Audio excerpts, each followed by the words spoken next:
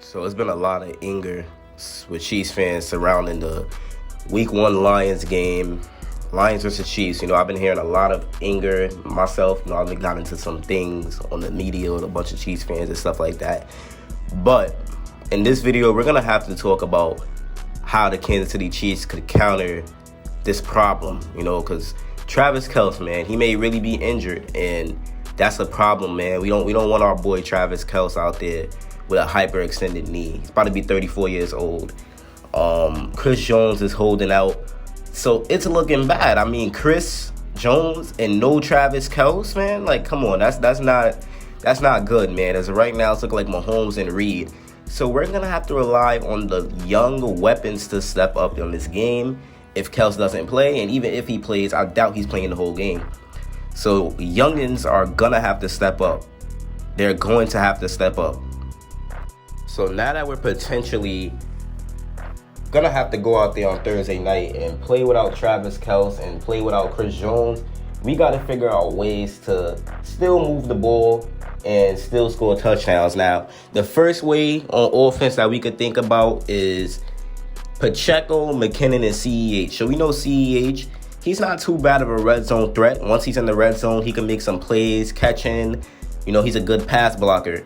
Then you got Jerick McKinnon, great pass blocker as well, could catch very well and make some touchdowns in the red zone. So the Kansas City Chiefs still have a lot of weapons, but obviously it gets so hard without Travis Kelce. So that's the first aspect, the way we could look at things. Pacheco, running it up, getting in the end zone, getting through people. Then you got CEH making great plays, catching, pass blocking, McKinnon, wheel routes, all types of stuff. That's three players that could give us some touchdowns. Then you look at the young dudes, Sky Moore, Rashee Rice, and Justin Ross. That aspect. Justin Ross, you can put him on routes that, is suitable for a 6'4" wide receiver. You got to use that size. We don't have him for no reason. You have to use that size. And I think capitalizing off of him in the red zone, that could also help us out very well. And then Sky Moore, putting him in the slot and letting him make plays out the slot and do what he got to do, that could help out a lot as well. And then you got Rashee Rice, he ought to have to catch monster and letting him work in open space. I also feel like that could help out a lot. So that's another aspect of ways we could look at how we're going to get some points and how we're going to get up the field with them players. Justin Ross on a nice goal line fade. That worked for him very well against the Browns. I think he could do it against the Lions corners, one-on-one man. I think he's getting a most. So that's another way. And then you got the veterans, Richie James. Kadarius Toney's kind of a veteran, but he's young. And you got MVS and Justin Watson. Now, this is another interesting group. MVS is still a deep threat that could probably improve from last year. 1 year down with the Chiefs. Second year, he should do better. Richie James had a very good year on the the Lions. The Giants, and he should be able to do better.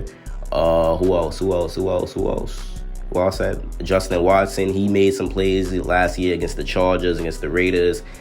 He had a nice preseason touchdown, so we know what he could do. He could get us a TD. And then Kadarius Toney, now if he's healthy, he can make a lot of plays against the Lions. Kadarius Toney's a monster with the ball in his hands. He's probably hungry this year. He definitely could Toney could be the key to this game, right? Kadarius Toney could be the key to this game. Red zone elite. He's elite in the red zone. His hands is very good. His route running is good. He could get open. He's one of them wide receivers that can make a huge impact in that game against the Lions. So the offense has a very great chance to still be good. The offensive line is amazing. Patrick Mahomes is going to be well protected behind his weapons. And it may not be that bad for the Kansas City Chiefs. It may really not be that bad. So no Kelce, it hurts. It's going to be hard, but it's other ways to work around it. Andy Reid, he's just going to have to be on his A game with the play calling. No mistakes. You can't really make too much mistakes. Patrick Mahomes can't play too hungry. You know how Mahomes plays sometimes. He could get out of hand and throw an interception that he wasn't supposed to throw. We know Mahomes could do that, but he usually doesn't do that in season openers. So I've seen Mahomes taking it very light and knowing that this is a game that you must win, because it's always important to take week 1, especially on Thursday night, because it's going to give the team a huge confidence boost, and you don't want to have to lose week 1 because of Travis Kelce injured and a Chris Jones holdout. So now that we did the offense, now let's get into how this defense could win without Chris Jones and how they could get some stops in some clutch situations. So the defense without Chris Jones. Now, this is going to be a tricky one. Right? The defense without Chris Jones, I don't know, man. It's the linebackers. We're going to need the linebackers to bring pressure. Drew Tranquill, he had, 5 sacks last year. So he knows how to bring pressure. So expect to see Tranquill bringing a lot of pressure, right? But we have to put some big bodies in the middle. So we're going to see rookie Keandre Coburn. We're going to see Neil Farrell. I think that's his name that we just traded for. And they're going to be in the middle. We're probably going to see Nandi. They're going to be in the middle trying to eat up some space, man. And, just get in there. They're trying to get in there and defend. Try to stop the run at least. You don't want the Lions killing us in the run. That's going to hurt. The secondary, man, if Snead is playing, that's going to be good. We're going to need some corner blitzes. Spags is going to have to pull out his crazy blitz package. That's basically what's going to have to happen because Chris Jones is one of our main sources of pressure. But a good way is to sometimes put B.J. Thompson on some free rushes. Put George Karlaftis maybe in the inside sometimes. Try different things.